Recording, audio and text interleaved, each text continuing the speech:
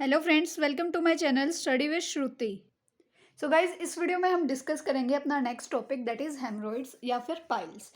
ये क्या होते हैं? पेनफुल स्वोलन जो है वेन्स होती हैं हमारे लोअर पोर्शन में, रेक्टम या फिर एनस के। ठीक है।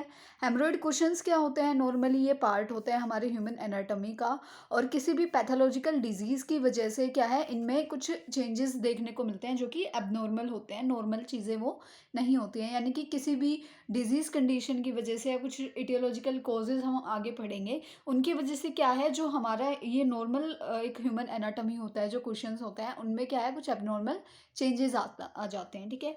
उसके बाद जो 3 क्वेश्चंस हैं वो प्रेजेंट होते हैं नॉर्मली हमारी जो एनाल कैनाल होती है उसमें। एक होता है लेफ्ट लेटरल जो 3 ओ क्लॉक पोजिशन पे होता है। फिर होता है राइट एंटीरियर जो 11 ओ क्लॉक पोजिशन पे होता है, और एक होता है राइट पोस्टीरियर जो 7 ओ क्लॉक पोजिशन पे जो है प्रेजेंट होता है।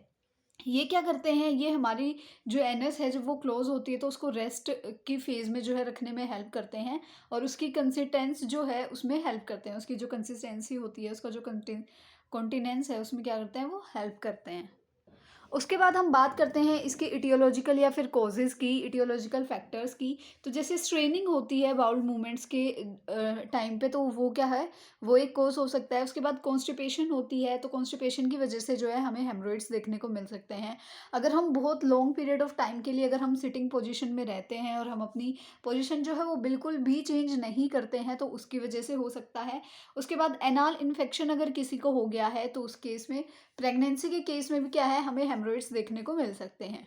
उसके बाद ओबेसिटी हो किसी को, या लीवर डिजीज़ है जैसे कि लीवर सिरोसिस है, को लो फाइबर डाइट लेता है। अब देखो, लो फाइबर डाइट लेता है तो उसको क्या होगा, उसकी जो बाउल मूवमेंट्स हैं वो प्रॉपर नहीं होंगी, उसको कॉन्स्टिपेशन की प्रॉब्लम आएगी, जिसकी वजह से हमें क्या है, हेमरॉइड्स देखने को मिलेंगे। उसके बाद अगर हम हैवी ऑब्जेक्ट्स को रेगुलरली लिफ्ट अप करते हैं, उनको उठाते हैं, तो उसकी वजह से भी हमें क्या है, हेमरॉइड्स देखने को मिल सकते हैं।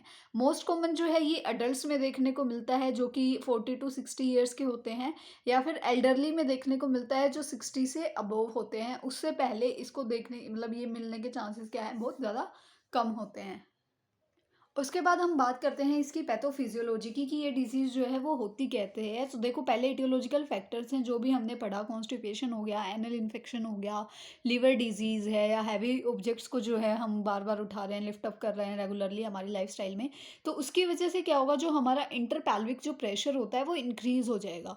इंटरपैल्विक प्रेशर जब इंक्रीज़ होगा तो जो हमारे हेमरॉइड के जो प्लेक्सेस हैं उनका डायलेशन होता है, जिसकी वजह से वहाँ पे प्रेशर और इंक्रीज़ होता है, और स्वेलिंग जो है वहाँ आ जाती है। जब प्रेशर इंक्रीज हो जा रहा है और स्वेलिंग है, तो वेन्स जो वेनस ड्रेनेज है वो इम्पेयरमेंट हो जाएगी, उसकी वहाँ पे इम्पेयरमेंट हो जाएगी, तो वहाँ पे क्या है, हमें कंजेशन जो है और ज़्यादा बढ़ जाएगा। और जो हमारे एनाल कुशंस होते हैं, अभी हमने पढ़ा कि हमारे क्या है, 3 टाइप के एनाल कुशंस होते हैं, तो वो क्या है, वो स्लिपेज हो जाएंगे, यानी कि वो स्लिप होके क्या है, नीचे की तरफ आ जाते हैं।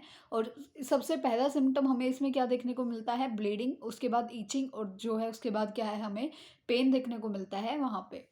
उसके बाद हम बात करते हैं इसके टाइप्स की। तो इंटरनल और एक्सटर्नल जो है हेमरॉइड्स 2 टाइप के होते हैं।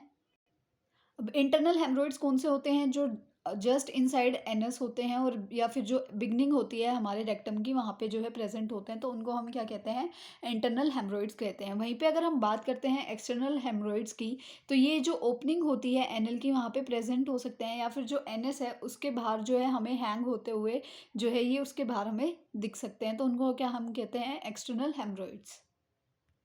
फिर हम पढ़ते हैं साइन एंड सिम्टम्स। तीनों साइन एंड सिम्टम्स तो हमने क्या है, इसके पहले ही पढ़ लिए हैं अभी पीछे, कि हमें इचिंग होती है, इचिंग देखने को मिलती है, देन रेक्टल पेन रहेगा। ठीक है। उसके बाद क्या होता है, एक और ब्लीडिंग जो है वो देखने को मिलती है ड्यूरिंग बाउल मूवमेंट्स। ठीक है। अब और क्या होता है, एक या जो जो लम्ब्स होते हैं एनस के नियर, वहाँ पे क्या है, हार्ड हो जाते हैं, और टेंडरनेस उनकी देखने को मिलती है। उसके बाद जो स्टूल होता है वो ब्लड में, जैसे ब्लीडिंग हो रही है तो वो ब्लड में वो हो जाएगा, तो वो ब्राइट रेड ब्लड जो है वो स्टूल में हमें देखने को मिलता है। और जो हमारा एनएस है उसके अराउंड क्या है, स्वेलिंग जो है हो जाती है। अब हम डायग्नोज कैसे कर सकते हैं, तो हम विजुअल एग्जामिनेशन से कर सकते हैं, बिकॉज हमें जो हेमरॉइड्स हैं, जो पाइल्स हैं, वो अलग से देखने को मिलेंगे हमारे एनल या फिर रेक्टल वाले एरिया में। ठीक है। और उसके बाद हम एनोस्कोपी कर सकते हैं, जो हमारी लाइनिंग होती है एनएस की और रेक्टम की, उसको एग्जामिन करने के लिए हम क्या है, एनोस्कोपी कर सकते हैं। उसके बाद एंडोस्कोपिक इमेज निकाल सकते हैं, या फिर सिग्मोइडोस्कोपी जो है वो करा के देख सकते हैं। इन सारी टेस्ट की हेल्प से हमें पता चलेगा कि हेमरॉइड्स पाइल्स जो हैं वो प्रेजेंट हैं या नहीं हैं। उसके बाद बारी आती है ट्रीटमेंट की। तो कंजर्वेटिव ट्रीटमेंट क्या होता है, हम जो है जो हाई फाइबर डाइट है वो प्रोवाइड कर सकते हैं। उसकी वजह से क्या होगा कि हमारे अगर कॉन्स्टिपेशन की प्रॉब्लम है और उसकी वजह से हेमरोइड्स देखने को मिल रहे हैं तो वो रिजॉल्व हो जाएगी। ठीक है, ओरल फ्लूइड्स देंगे जिससे हमारा जो फ्लूइड इलेक्ट्रोलाइट का बैलेंस है वो बना रहे। एंड सीड्स दे सकते हैं पेन के लिए। सीड्स बात जो है वो पेन को भी ठीक करता है और कहीं ना कहीं हेमरोइड्स में देना जो है बेटर होता है पेशेंट को। उसको पेशेंट को हम रेस्ट करने के लिए बोलेंगे। स्टेरॉइड्स ऑइंटमेंट्स देंगे, क्रीम्स देंगे ताकि उसका जो पेन है वो रिलीफ हो जाए, ज़्यादा पेन जो है पेशेंट को ना रहे। ठीक है, उसके बाद कुछ फिक्सेटिव प्रोसीजर्स होते हैं जो नॉन सर्जिकल प्रोसीजर्स होते हैं हेमरॉइड्स को ट्रीट करने के लिए। जैसे कि टाइंग ऑफ हेमरॉइड्स, हम हेमरॉइड्स को टाइप कर देते हैं, टाई करते हैं। ठीक है, कैसे होगा आप देखो, फर्स्टली क्या होगा, एक रबर बैंड जो लाइगेशन के लिए यूज़ किया जाता है उसको हम यूज़ करेंगे। ठीक है, उसके बाद क्या कर सकते हैं, क्लोजिंग हीट का यूज़ कर सकते हैं, लेज़र्स कर सकते हैं। उसके बाद इलेक्ट्रिक करंट या फिर स्क्लेरोथेरेपी कर सकते हैं। और थर्ड क्या है, हेमरोइडोस्कोमेटी, यानी कि जो सर्जिकल रिमूवल जो है हेमरोइड्स का हम वो कर सकते हैं।